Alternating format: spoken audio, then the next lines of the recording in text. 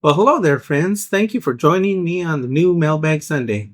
I have two videos coming out every Sunday. Now, in the mornings, I have my usual upholstery tutorial, and in the afternoons is where you're going to see the Sunday Mailbag. Make sure that you stick around with me every Sunday, and you'll be learning a lot. Now, we got two really great questions this Sunday Mailbag. The first one comes from Kiefer Hills 7383. And what she has to say, actually, by the way, hello, Kiefer. I gotta say hi to Kiefer. She's become one of my most frequent commenters on almost every video on my channel. How come you guys aren't doing that? Anyway, here we go. I cannot believe you took on that dirty old project. Ugh. I almost puked when I saw you handling that icky seat.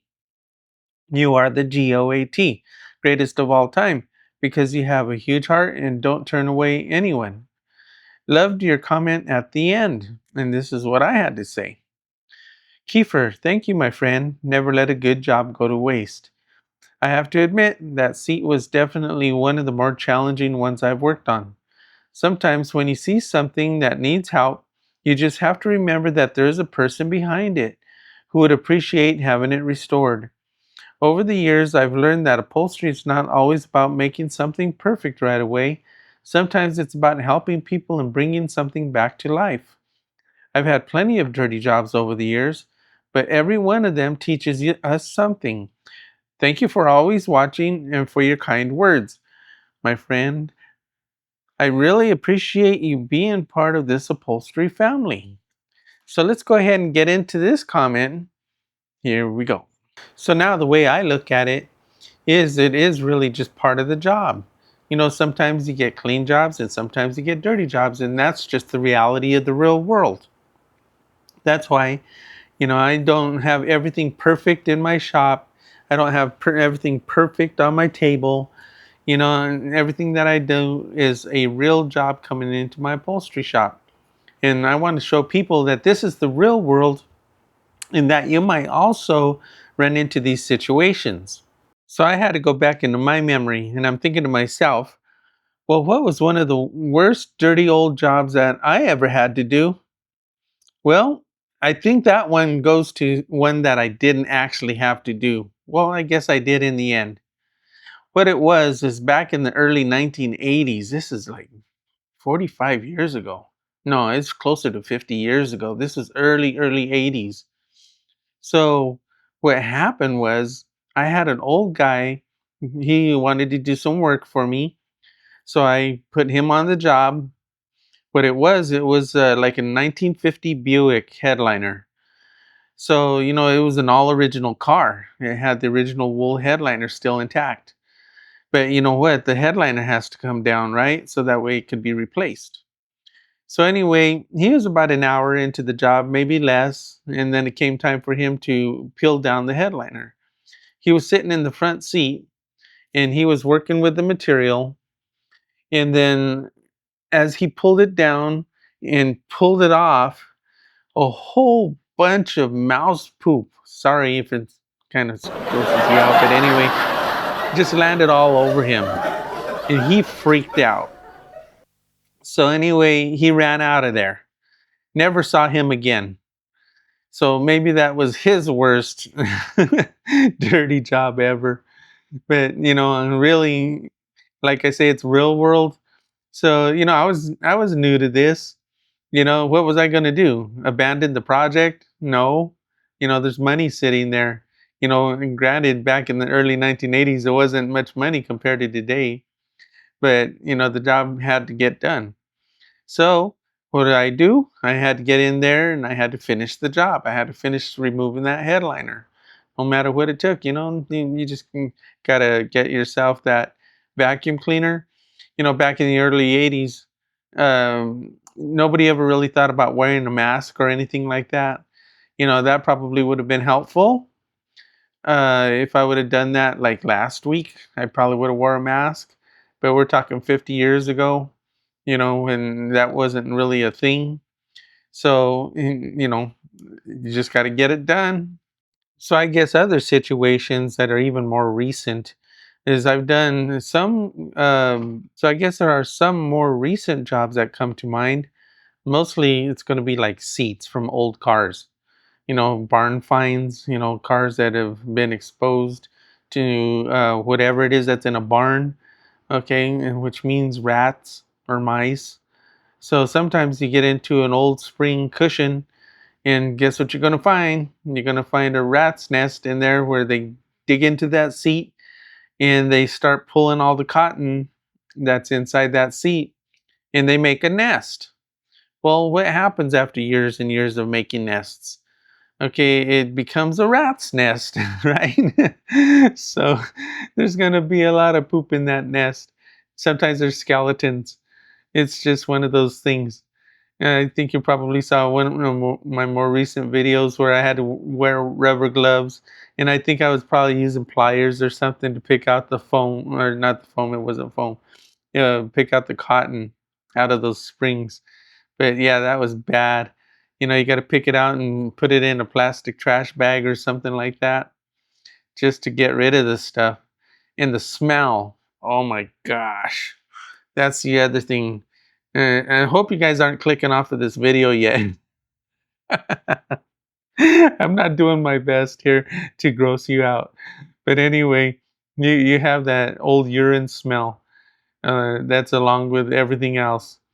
Those are the kind of jobs that you want to do outdoors.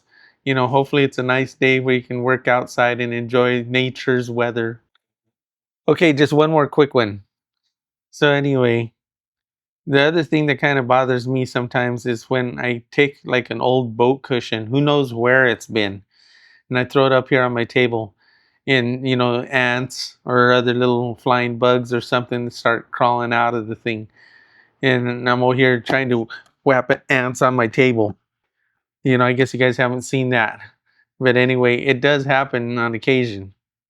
And I've got another great question coming up next. If you find value in my upholstery tutorials, now is an easier way to contribute to my YouTube channel. Buy a coffee by scanning this QR code now. Thank you. And now the second question comes from 600ZXR. And what he had a question about was airbag threads. So what he said was, how do you get the thread for the airbag panels? They use a special thread that breaks easily. Any chance you made copies of the good panels that you can custom stitch and send to people to glue themselves? Well, this is my answer. I said to him, "Hello, my friend. That is a great question. The truth is there really is no special magic thread that I use for airbag panels. I use the same T90 thread that I use for my other automotive upholstery work. An exploding airbag creates an incredible amount of force, and the thread and vinyl are not designed to hold it back. In many cases, the vinyl itself will fail before the thread does. The important thing is the airbag seams are designed a certain way so the cover can open when the airbag deploys. As for making copies and selling panels, I have always done upholstery one customer at a time and build each job that is for that specific vehicle. I appreciate you asking, my friend, and thanks for following along with my work." So let's go ahead and dig into this one. So that is the thing about these airbag seats. So what happens is I've gotten a lot of them that I've had to repair where it just kind of like blows out the whole side of the airbag, right? Or the whole side of the seat cover is like gone. So, that thread, who's concerned about whether or not the thread's going to break? Because everything that's in front of that airbag is going to break, regardless of what you do to it. Some people might even say, well, if you do the repair on an airbag seat and the airbag doesn't blow out the seat or doesn't deploy or whatever, that's what I've gotten, where they say, well, what if it doesn't deploy and they sue you?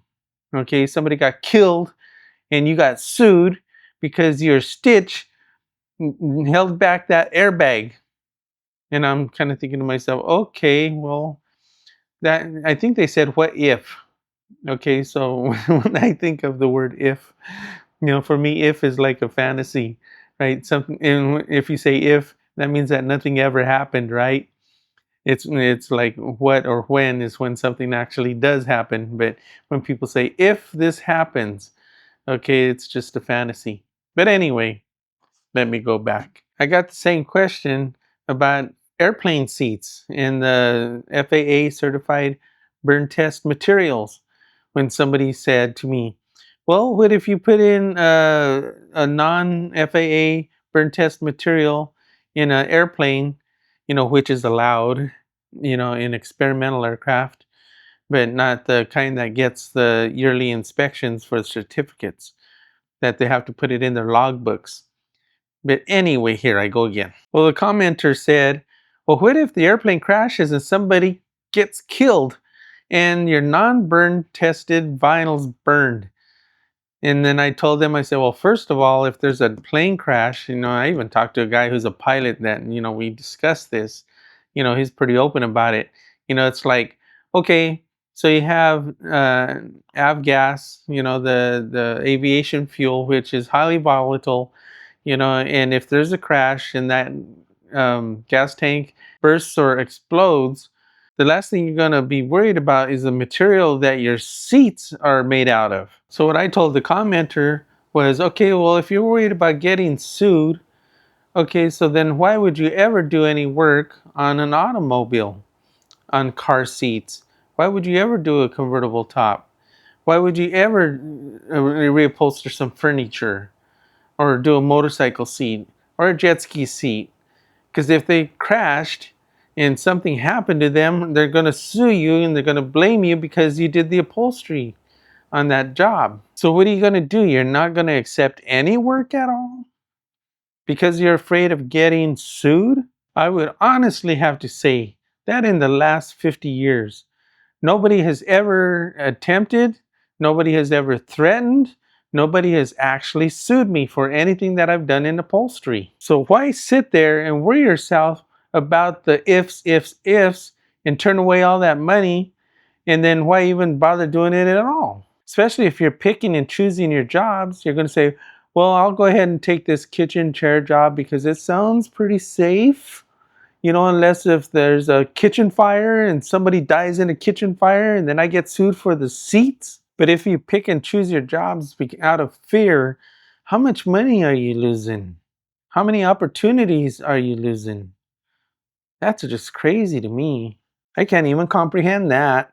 But I guess my best advice is I can't really advise you because you know you. But what I would have to say is never, ever, ever, ever turn away a job because it's all money. So the magic airbag thread sounds kind of funny to me. I'm not making fun of him because he's probably got some information from some YouTube guru on YouTube. Somebody with a couple years experience that watched another YouTube video that told them that there's magic thread for an airbag. Let's find out. If one of the questions today is close to what you're dealing with, but you need advice tailored to your job or business, I offer 30-minute one-on-one video consultations to get focused help from 50 years in the trade that you can keep applying for you long after the call. You can set that up right through my Buy Me a Coffee page, so scan the code. Hey there, what's on your mind? Hello there, Ara. I have a question. Hi, go ahead, I'm listening.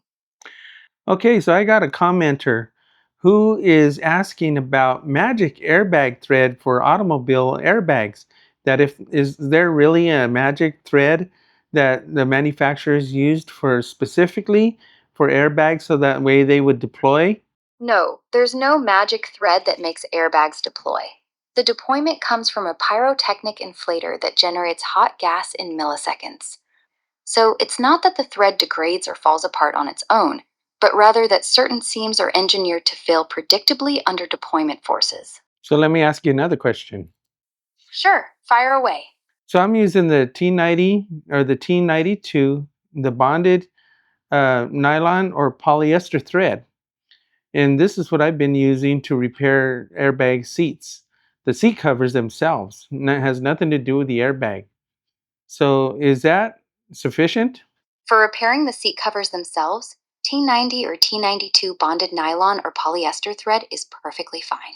It's strong, durable, and commonly used for upholstery work. Just make sure your stitch tension and seam construction match the original so it holds up to normal wear and tear. Well, thank you very much for clearing that up for us. You're welcome. Glad I could help sort that out. We'll talk to you next time. Sounds good. Take care. Bye. Well, what do we got to say about that? Who's going to argue now? These questions are really good questions, and these are questions that you should also be thinking about. If you're thinking about it, put it down in the comments, and we'll keep that conversation going, right?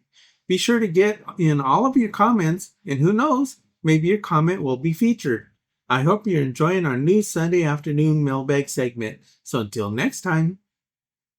If you're serious about learning upholstery, your next step-by-step lesson is waiting for you right here. Just click and keep learning with me.